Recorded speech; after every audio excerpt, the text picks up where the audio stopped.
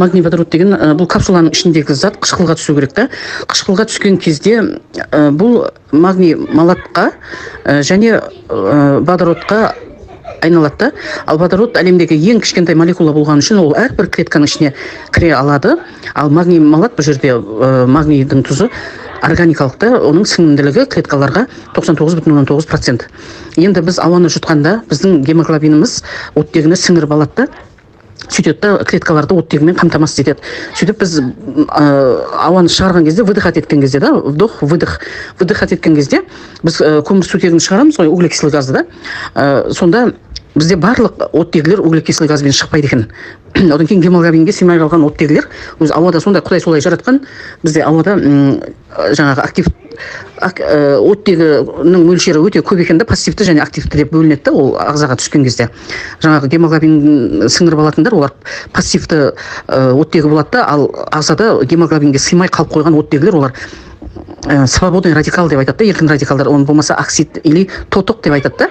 Міне солар 50-50 енді пайда жағы да бар дейді, зиян жағы да көп деген. Зиян жағы олар өте токсичный, клеткаларды уландырып, прямо деформация қылып, уланып тұрған клеткалар уже өздерінің жұмыстарын жасай алмай, даже структуралары өзгеріп, даже сондай онкологический клеткаларға айналып кетіп, сөйтіп соның бәрі еркін радикалдардың салдарынан да.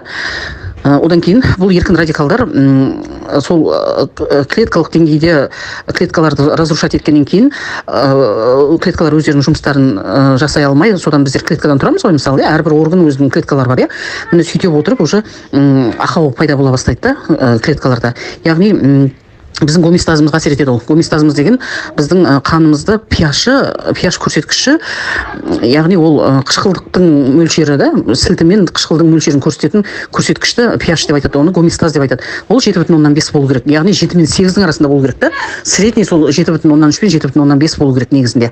Ол адам ұлғайған сайын жаңа еркін радикалдар көбейе береді. Біздің табиғи өзіміздің жаңағы ресурстарымыз сол гомеостазды ұстап тұратында, ол бара-бара бәсеңдей береді да, сөйтеді ағза қышқылданып кетеді, яғни pH қышқыл жаққа қарап ауып кетеді. Міне содан кейін әртүрлі ақаулар пайда бола бастайды да, ауруға алып келеді сол. Енді сол свободный радикалдағы оттегіні, еркін оттегілер ғой, олар өте токсичный деп отырық, сол оттегілерді мынау магний водородтағы сутегі бар ғой, өзіне қосып алып, прямо клетканың ішінде, ол независимо қандай клетка екенін да, қай органның клеткасы екенін да, өзі тауып алып, соны H2O-ға айналдырады. И именно сол H2O су бар ғой, как раз сондай слабощелочной су екен ғой. И біздер ішіп атқан кранның суы, болмаса біздер фильтр қойып алғанбыз ғой, міне олар минералдардан жұрдайды, фильтрден аққан сулар ше, негізі минералдар ғой, бізді сілтілі қылатын ше, суларды. Міне сол сулар pH гомеостазға тура келмейді да, сол себептен клеткалар шөлдеп тұрады, содан қан қоюланып кететін, содан да, өйткені обезвоживание болады да организмде. Біз қандай су ішіп жатырмыз, мысалы, енді алатын болсақ, мысалы, Көктөбенің суы, Талғар жақтың суы, таудан аққан сулар керемет денсаулыққа пайдалы деп атады да. Міне сол сулар біздің гомеостазымызды ұстап тұратын, біздің клетканың ішіне кіре алатын сулар да. Міне тура сондай суға айналдырып отыр да, мынау магний водородтағы, жаңа водородта. Ал енді қараңыз, суға тойған клеткалар көздері жанып, уже жаңағы жизнеспособный болып, мына шөлдеп тұрған үйде гүлге су құйсаңыз қандай болып жанданады, мысалы, оған минералдар қосып беретін болсаңыз вообще керемет та. Тура сол сияқты мынау магний малаттың сіңімділігі бізде органикалық, органға лайық деген сөз, органикалық деген да, яғни оның сіңімділігі 99,9%, почти 100%. Ал магний жүрген жерде бізде тамақтан келіп атқан минералдар, витаминдер өте сіңімді болады екен да. Витаминдер де минералдардан тұрады ғой, дұрыс па? Менделеевтің таблицасындағы элементтерден тұрады. Міне соның бәрін магний өзіне тартып алады екен да, и өзі магний бар жерде ол өзі жабыса береді екен сол жерге минералдар ше. Енді қараңыз, оның дәлелі де міне өмір бақи аяғы ауырып жүрген адамдарда, өмір бақи кальций ішіп жүргендер, солардың аяғының сол кальцийден жақсы болып кеткенін біз көрмедік қой. Болмаса остеопороз болып ауыратындар бар ғой, мұрт жаңағы сүйектер сынып кете беретіндер, қанша кальций ішсе де солар еш уақытта көрсеткіштері бері қарамаған ғой, мысалы да. Ал именно осы магний водородты ішіп жаңағы остеопороздан жақсы болып жатқан адамдар бар да. Соялары қалпына келіп, жаңағы мұрт болып сынатындары азайып, кәдімгідей еңселері көтеріліп, осы 5-6 айдан бері ішіп жатқан жақсы результат көріп жатқан адамдар бар да. міне көрдіңіз, осындай магний водородтың кереметтілігі осы. Біріншіден ағза обезвоживание болмайды. Обезвоживание болмаған ағза ол еш уақытта инсульт, инфаркт болмайды, яғни тромбообразовация етілмейді. Өйткені даже мына тромбодағы жаңа ақауланған эритроциттердің өзінің жаңа бір-біріне слипация етіп тұрған, солардың өзінің клеткалары қалпына келіп, суға тойып, минералға тойып, қорекке тойып, нормальный клетка болып тромбодан ыдырап кететкенше жаңағы суға салған қант сияқты еріп, сөйтіп жоқ болып кетеді. Ал бұл ешқандай клетка таңдамайды деп қой, біздің қан тамырымыздың өзі клеткалардан тұрады ғой. Мысалы, мына магний жеткілікті болып, қорек жеткілікті, су жеткілікті болды ма, эластичный болып, мұрт жарылмайтындай. Обычно қан тамырлар жарылып кетеді ғой, ондай несі іркілдеп тұрады да, минералдар жетіспегеннен кейін, су жетіспегеннен кейін да. Міне соның бәрі қалыпқа келіп, ағза жасарып жатыр да. Одан кейін қан сұйылғаннан кейін өт сұйылып жатыр, ликвор сұйылып жатыр. Біздің жаңағы лимфамыз, қандай сұйықтық бар біздің ағзамызда, соның бәрі сұйылып жатыр да. Өттегі тастардың өзі тура жаңағыдай қан сияқты еріп жатыр ғой, еріп кішірейіп жатыр. Мысалы 2 сантиметрлік жаңағы өттегі тастар 2 ай 3 ай ішкен кезде 7 мм 8 мм-ге дейін кішірейіп жатыр да, ешқандай орнынан қозғалмай жаңа қан сияқты еріп жатыр. Міне кереметтілігі осы да. И сөйтіп клеткаға энергия беріп, клеточный деңгейде энергиямыз артып, клеткалық деңгейде органдар қалпына келіп жатыр ғой. Сөйтіп қалпына келген клеткалар олар өздерінің жұмысын жасайды да, мысалы гормон шығарады, фермент реттейді, пигменттерді реттейді. Жалпы қандай қызметі бар клетканың, сол қызметтің бәрін жаймен қалыпқа келтіріп жатыр.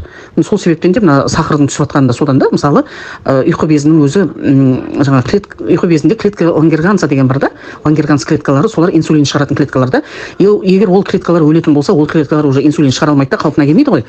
Мысалы, сол клеткалардың өзін восстановить етіп, мына инсулин шығаратын қызметтері қалыпқа келіп, мына қанттың деңгейі төмендеп жатқаны содан да. Тура сол сияқты біздің жаңағы йод жетіспесе, йод сіңбегеннен жаңағы мынау дұрыс гормондары бұзылып сөйтіп жатыр ғой, мынау қалқанша бездің да, щитовидный железаның да.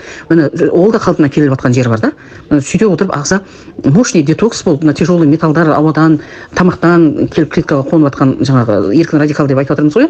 Солардың бәрі кетіп, суға тойып клеткалар жаңарып, жасарып, қалыпқа келіп, кәдімгі омоложение болып жатқаны рас да. Биологиялық жасы ұзарып жатыр да адамдардың.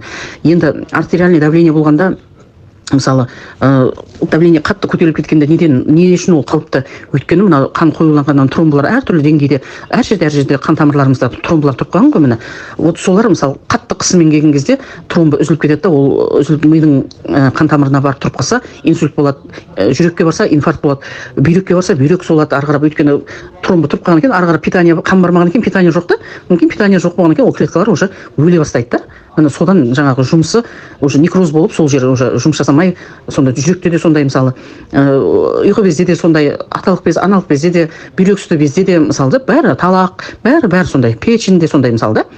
Сол себептен бірінші сердечно-сосудистый системадан болады. Мынау омыртқадағы грыжаларында бәрі сол питанияның жоқтығынан, сол қан бармағаннан да, майда капилляр, микрокапиллярларға қан бармағаннан соның бәрі. Құлақтың дұрыс естімеу, көздің катаракта болуы, глаукома болуы, бәрі содан. Микрокапиллярларға қан бармағаннан да. Мінекей осы біздер мысалы бір ағашты алатын болсаңыз, дәл қазір қыстың күні ағаштар қарап отырсаңыз, ортасы жуан, одан кейін жаңа орташа жуандық, одан кейін майда шыбықтар, одан кейін ең соңғы жіңішке шыбықтардан тұрады. Біздің қан тамырда сондай ғой. Мысалы аорта дейміз, үлкен күре тамырлар, одан кейін орташа күре тамырлар, одан кейін кішілеу тамырлар, одан кішкентай тамырлар, одан альвеола, венола, одан кейін капилляр, кейін микрокапиллярлар бар да. Мына сол микрокапиллярларға қан бармаған кезде аяқ қолы мұздап, жаңағыдай ғой. Ол қанша жерден витамин анау мынау сен ішкенмен бар ғой, ол қан сұйылтпай, ол микрокапиллярлар ол питание аламайды. Сол себептен бірінші кезекте мына магний водородты ішу керек та адамдар. Бұл как базовый препарат ретінде жүреді да.